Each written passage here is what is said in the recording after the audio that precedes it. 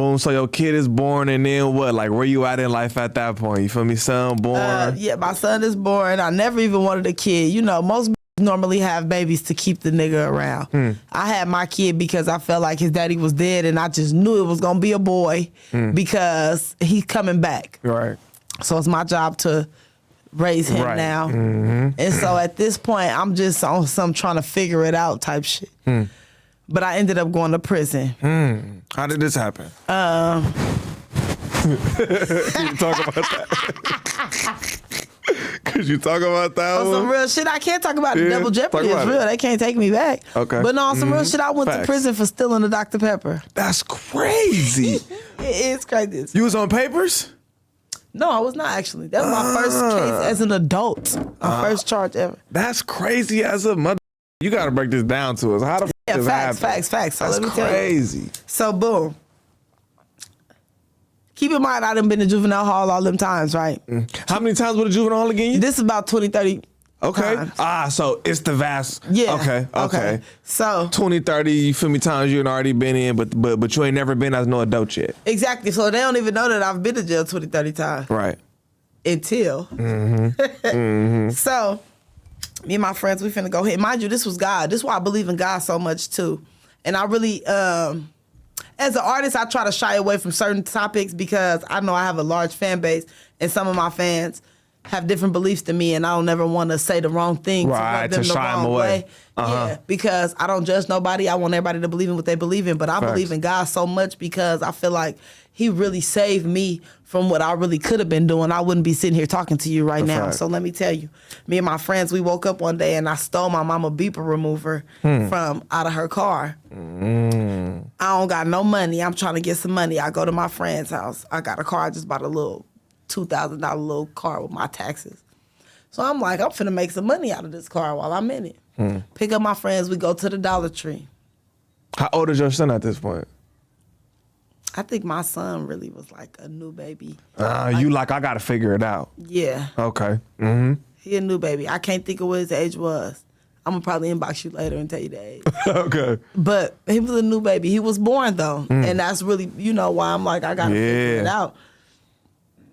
So I tell my friends we finna go hit. Boom, we go to the Dollar Tree before we go hit because we need a charger for our phones because we finna go like a few hours out.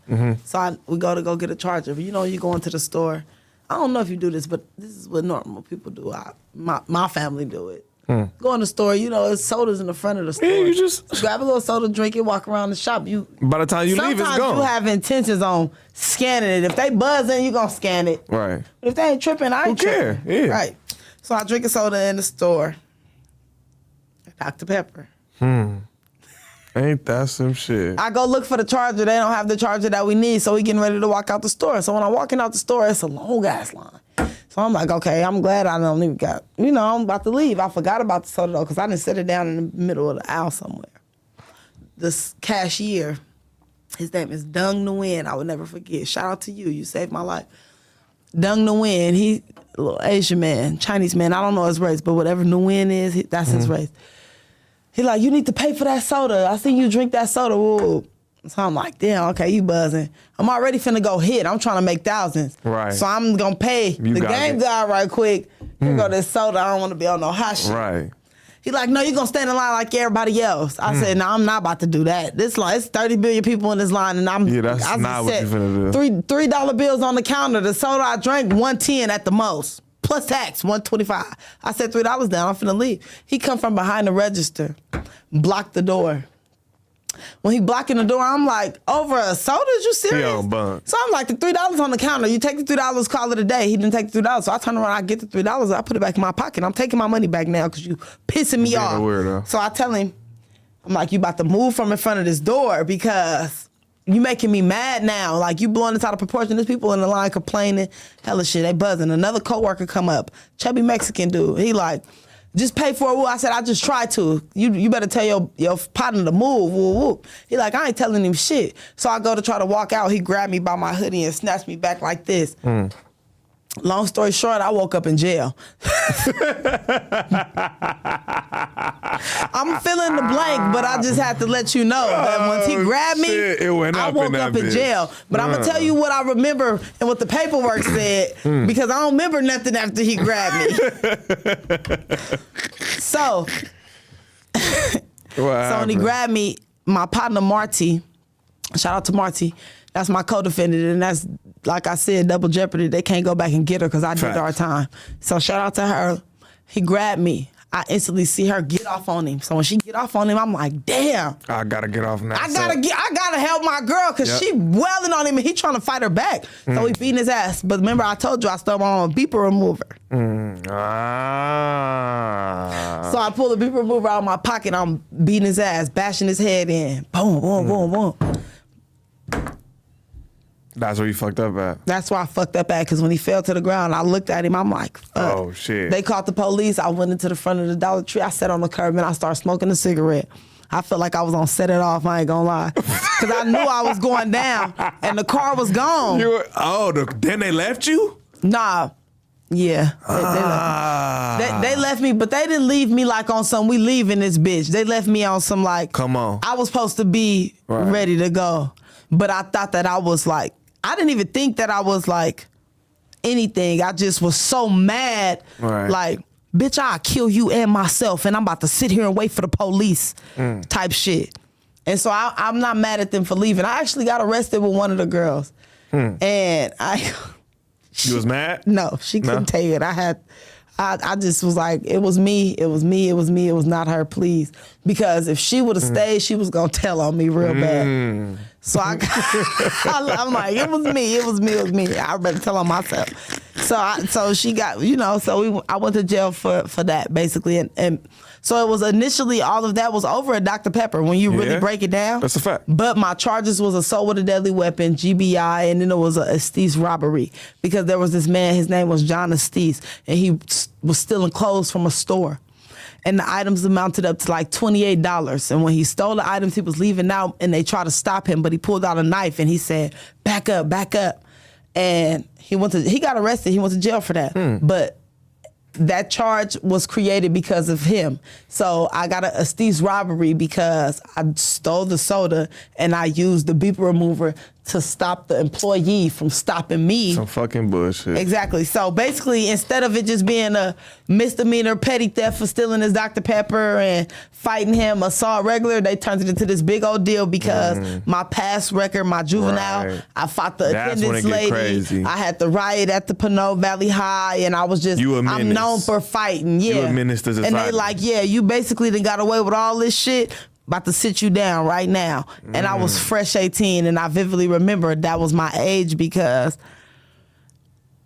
I was in county, and that was my very first time going to jail, and I didn't think that they was gonna do me like that because this was my first time getting in trouble as an adult. So you thinking as you go to court like, I might be good. But they offered basically, and to be honest, I wouldn't even have had to went to prison for that, Chowchilla. But I wouldn't have had to win if I would have. They offered me like a year and half, so I was gonna do 6 months, but they wanted me to take 2 strikes. And then I ain't gonna lie, I already got 3 strikes as a juvenile. And it's not supposed to count.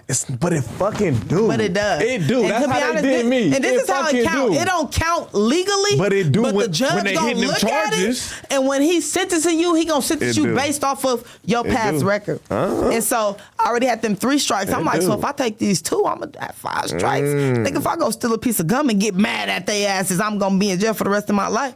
So I ended up taking 4.5. Well, I took 6.5. Damn. And I did my time in prison because... How you felt when they told you 6.5 and you like, damn, I gotta take this?